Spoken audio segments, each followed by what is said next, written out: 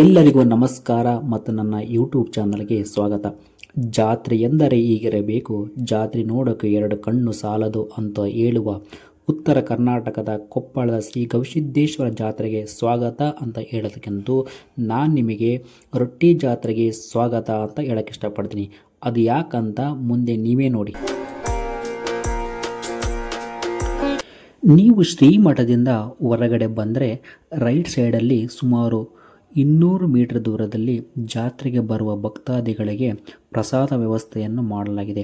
ಜಾತ್ರೆ ಇನ್ನೂ 3-4 ದಿವಸ ಇರುವ ಮುಂಚೆನೇ ಇಲ್ಲಿ ಪ್ರಸಾದ ವ್ಯವಸ್ಥೆಯನ್ನು ಸ್ಟಾರ್ಟ್ ಮಾಡಿದ್ದಾರೆ. ಶ್ರೀಮಠದಲ್ಲಿ ಪ್ರಸಾದಕ್ಕೆ ಬೇಕಾಗುವ ಅನ್ನ, ಸಾರು, ಕಾಯಿಪಲ್ಯ, ಉಪ್ಪಿನಕಾಯಿ, ಶೇಂಗಾ ಚಟ್ನಿ, ಸಿಹಿ ತಿಂಡಿಗಳು, ತರ್ಕ ಮತ್ತು ಎಲ್ಲಿ ರೆಡಿ ಆಗುತ್ತೆ, ಯಾವ ರೀತಿ ರೆಡಿ ಆಗುತ್ತೆ, ಎಲ್ಲಿ ಸ್ಟೋರ್ ಮಾಡಿದರೆ, ಈಗಾಗಲೇ ಎಷ್ಟು ಬಂದಿದೆ, ಇದನ್ನು ಯಾರು ಕೊಡ್ತಾರೆ ಅಂತ ಹೇಳ್ಬಿಟ್ಟು ನಾವು ನೋಡ್ಕೊಂಬರೋಣ. ಈಗ ಹೌದು, ಶ್ರೀಮಠದ ಜಾತ್ರೆಗೆ ಬಂದವರು ಇಲ್ಲಿ ಕೊಡುವ ರೊಟ್ಟಿ ತಿಂದರೆ ಮತ್ತೆ ಮತ್ತೆ ತಿನ್ನಬೇಕನ್ನಿಸುತ್ತದೆ. ನೀವಿಲ್ಲಿ ನೋಡ್ಬೋದು ರೊಟ್ಟಿಯ ರಾಶಿ. ಈಗಾಗಲೇ ಸುಮಾರು 12 ಲಕ್ಷ ರೊಟ್ಟಿ ಬಂದಿರಬಹುದು ಎಂದು ಹೇಳುತ್ತಾರೆ ಇಲ್ಲಿನ ವ್ಯವಸ್ಥಾಪಕರು. ಇನ್ನು ಸುಮಾರು 5-6 ಲಕ್ಷ ರೊಟ್ಟಿ ಬರುವ ನಿರೀಕ್ಷೆ ಇದೆಯಂತೆ. ಇಲ್ಲಿ ನೋಡಿ ಪ್ರಸಾದ ರೆಡಿಯಾಗೋದು. ಇಲ್ಲಿರುವ ದೊಡ್ಡದಾದ ಪಾತ್ರೆ ಮತ್ತು ಕೊಪ್ಪರಿಕೆಗಳಲ್ಲಿ ಅನ್ನ, ಸಾರು, ಪಲ್ಯ ಮತ್ತು ಇತರ ಸ್ವೀಟ್ಗಳನ್ನು ತಯಾರಾಗುತ್ತೆ. ಇಲ್ಲಿ ಮಾಡುವ ಎಲ್ಲ ಅಡುಗೆಗಳನ್ನು ಕಟ್ಟಿಗೆ ಬಳಸಿ ಒಲೆಯ ಮೇಲೆ ಮಾಡುತ್ತಾರೆ. ಆದ್ದರಿಂದ ತುಂಬ ರುಚಿಯಾಗಿರುತ್ತೆ.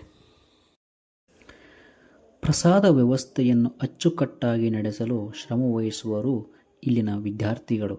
ಮತ್ತು ಒಂದು ಸಲಕ್ಕೆ 10 ಕ್ವಿಂಟಲ್ ಅನ್ನ ತಯಾರಾಗುತ್ತಂತೆ. ಅದು ಕೇವಲ 45 ನಿಮಿಷದಿಂದ 1 ತಾಸಿನ ಸಮಯದಲ್ಲಿ.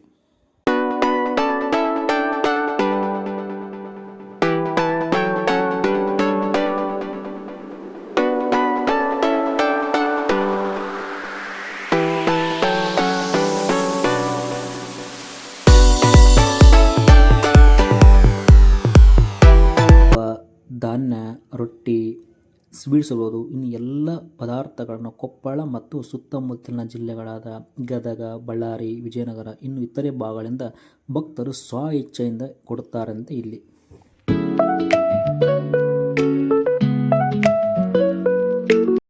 ನಾನು ಮೊದಲೇ ಹೇಳಿದ ಹಾಗೆ ಇಲ್ಲಿ ಕಟ್ಟಿಗೆಯಿಂದ ಅಡುಗೆ ಮಾಡುತ್ತಾರೆಂದು.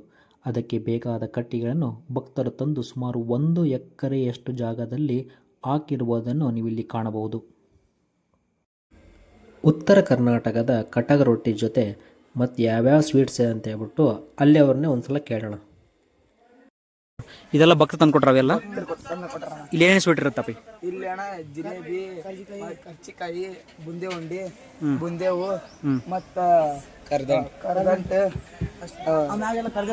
ಈ ಪೇಡೆ, ಪೇಡೆ ಇದು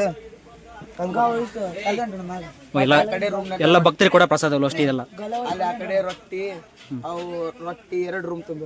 ಓಕೆ ಪಿ, ಥ್ಯಾಂಕ್ ಯು. ಓಕೆ ಪಿ, ಥ್ಯಾಂಕ್ ಯು. ನಿಮ್ಮ ಹೆಸರು? ನಮ್ಮ ಹೆಸರು ವೀರೇಶ್ ಅಲ್ಲಪ್ಪ. ನಿನ್ನ ಹೆಸರು ಪಿ? ಜಗನ್ನ. ಪ್ರಸಾದಕ್ಕೆ ಬೇರೆ ಬೇರೆ ಊರುಗಳಿಂದ ಭಕ್ತರ ಐಟಮ್ಸ್ಗಳನ್ನು ತಮ್ಮ ಟ್ಯಾಕ್ಟ್ರಿಗಳಲ್ಲಿ ಭಜನೆ ಮತ್ತು ಡೊಳ್ಳಿನ ಜೊತೆಗೆ ಶ್ರೀಮಠಕ್ಕೆ ತರುತ್ತಿರುವುದು.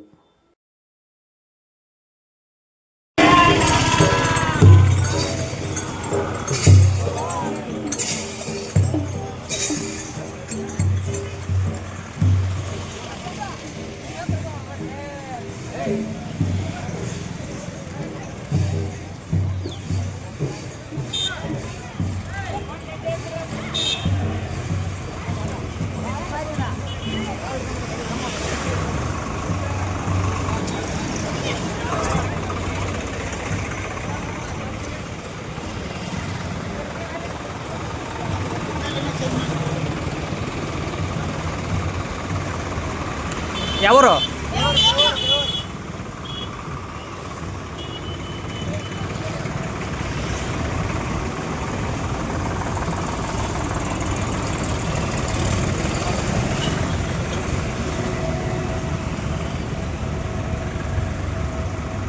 ಇಲ್ಲಿ ತನಕ ಪ್ರಸಾದ ಇಲ್ಲಿ ಹೇಗೆ ಮಾಡ್ತಾರೆ ಅಂತ ನೋಡಿದ್ವಿ.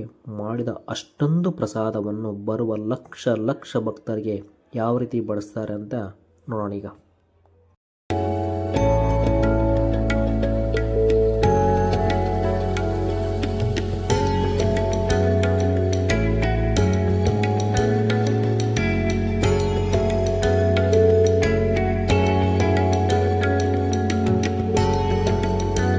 ಜಾತ್ರೆಗೆ ಎಷ್ಟು ಜನರ ಬರಲಿ ಬಂದರಿಗೆ ಎಲ್ಲರಿಗೂ ಇಲ್ಲೇ ಪ್ರಸಾದ ಕೊಡೋದು ಇದು ಮೇನ್ ಎಂಟ್ರೆನ್ಸ್. ಎಂಟ್ರಿ ಆದಮೇಲೆ ಸುಮಾರು 5ರಿಂದ 6 ಕಡೆ ಸಪ್ರೇಟಾಗಿ ಗಂಡ್ಮಕ್ಳಿಗೆ ಬೇರೆ ಹೆಣ್ಮಕ್ಳಿಗೆ ಬೇರೆ ಏಜ್ ಆದವ್ರಿಗೆ ಅಂಗವಿಕಲರಿಗೆ ಅಂತ ಹೇಳ್ಬಿಟ್ಟು ಬೇರೆ ಬೇರೆ ಲೈನ್ ಮಾಡ್ಯಾರ. ಮತ್ತಿಲ್ಲಿ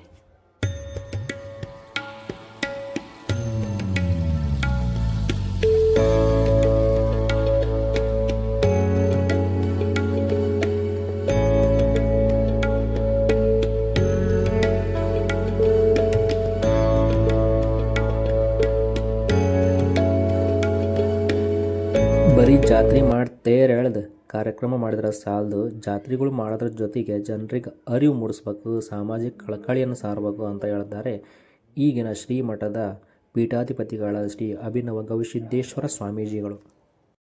ಅಜ್ಜಾರ ಬಂದು ಪ್ರಸಾದ ಹೆಂಗೆ ನಡೆಯಕತ್ತೈತಿ, ಯಾವ ರೀತಿ ನಡೆಯಕತ್ತೈತಿ, ಏನಾರ ಪ್ರಾಬ್ಲಮ್ ಆಗ್ಯಾವ ಅಂತ ಅವರ ನೋಡಕತ್ತಾರೆ ನೋಡಿ.